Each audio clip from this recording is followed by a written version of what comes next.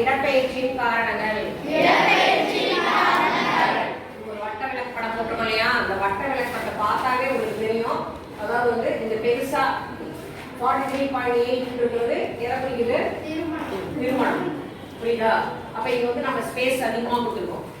Time ஆயிடும் நமக்கு. அதனால பாத்தீங்கன்னா நான் வந்து ஷார்ட்டா முடிச்சுக்கிறேன்.